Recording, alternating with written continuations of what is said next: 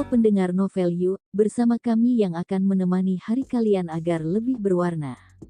Pastikan kalian dukung channel ini dengan cara like, komen, dan subscribe. Yaudah yuk, sekarang kita langsung aja mulai ceritanya. Kamu tahu kesalahan fatal macam apa yang sudah kamu lakukan?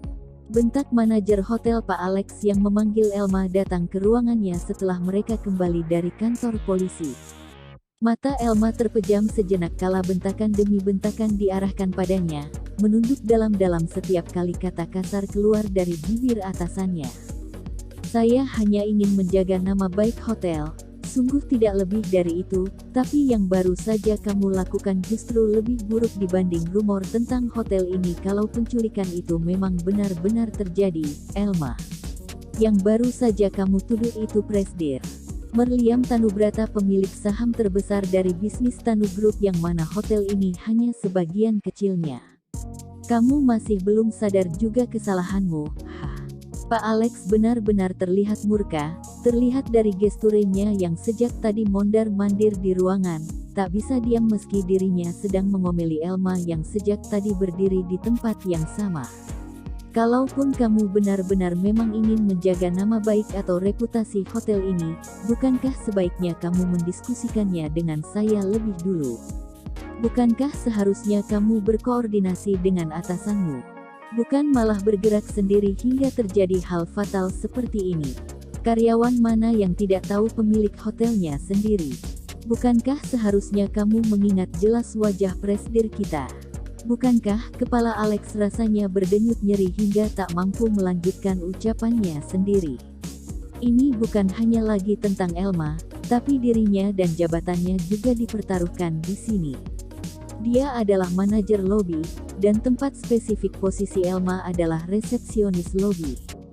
Hal itu sudah berarti otomatis posisinya juga dipertaruhkan di sini, karena kesalahan Elma juga jelas menjadi kesalahannya. Apalagi ini menyangkut privasi pemilik hotel mereka. Lagi pula, harusnya kamu menutup mata untuk hal-hal seperti itu Elma. Kehidupan kita terlalu jauh untuk mengerti hidup yang mereka jalani. Kalau di sudut pandangmu itu terlihat tidak wajar, belum tentu di mata mereka itu menjadi hal yang sama. Terlebih jika sudah menyangkut masalah privasi, masalah ranjang, kita jelas tidak boleh mencampurinya. Tambah Alex dengan emosi yang meluap-luap. Elma semakin menunduk di tempatnya. Sebesar apapun keinginannya untuk membela diri, dalam hal ini dia seolah sudah kehilangan hak untuk melakukan hal itu karena apa yang telah dia tuduhkan pada Liam jelas jatuh pada orang yang salah. Setelah sekian kali meluapkan amarahnya dengan suara tinggi, Alex akhirnya dibuat lelah dan duduk di kursinya. Sebelah tangan menopang kepala, seolah semua beban beratnya kini berada di sana. Saya tidak tahu hukuman macam apa yang akan mereka berikan padamu. Diam-diam Alex tersenyum miris. Jangankan nasibmu, saya sendiri bahkan tidak tahu nasib macam apa yang akan menghampiri saya setelah kejadian ini. Embusan napas Alex kembali keluar bersamaan dengan kepalanya yang terangkat, mengarah lurus pada Elma yang berada beberapa meter di hadapannya. Berdoalah agar kita berdua atau salah satu di antara kita tidak didepak dari sini. Karena kalau sampai itu terjadi, habislah kita, gumam Alex namun masih cukup bisa Elma dengar. Elma ingin sekali mengucapkan maafnya lagi dan lagi, tapi dirinya tahu bahwa kata itu tidak akan membuat Alex puas dan memaafkannya. Alih-alih memaafkan, Alex justru bisa lebih murka dari ini kalau Elma sampai berani menginterupsinya. Keluarlah, kembali ke posisimu. Ini masih jam kerja, perintah Alex dingin. Kalimat itu dipatuhi Elma yang langsung memutar balik tubuhnya untuk meninggalkan ruangan itu.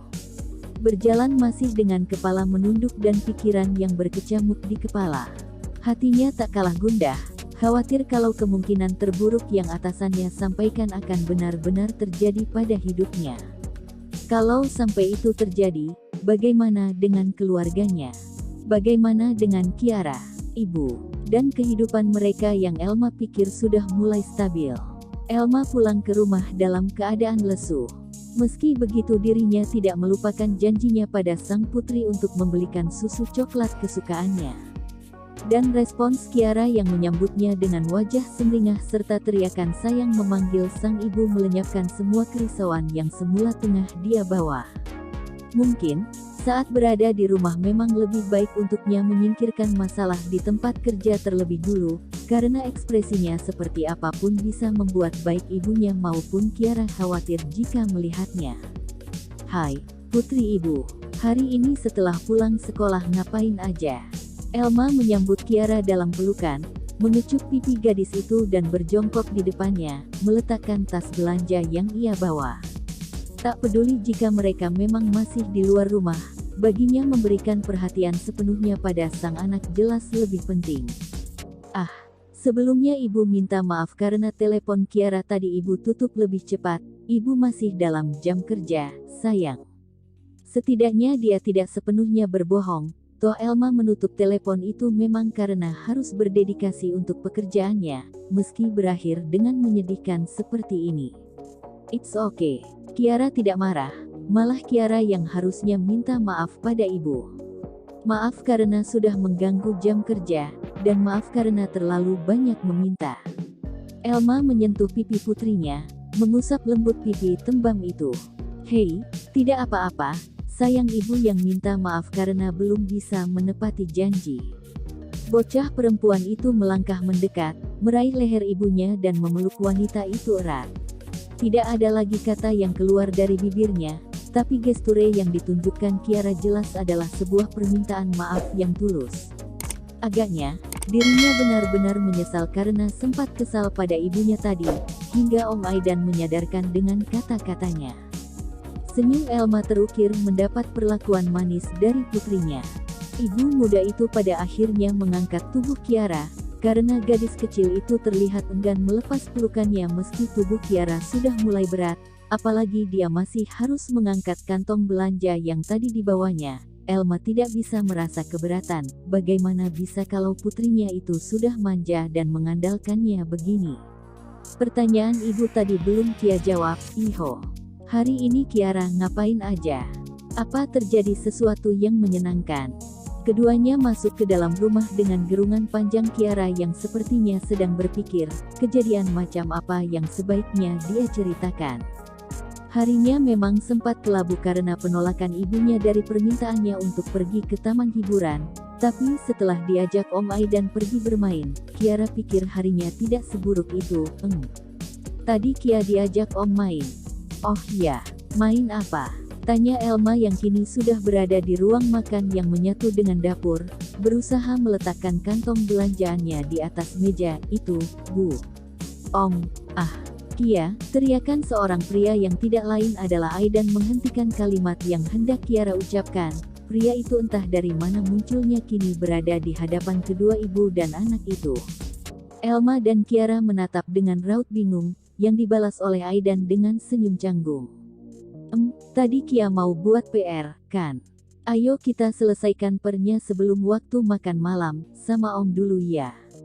Biar ibu bisa istirahat sebentar dan memasak dengan tenang. Tahu-tahu Kiara sudah diambil alih dari gendongan Elma. Meski bingung kenapa tetangganya itu tiba-tiba muncul, toh Elma bersyukur juga.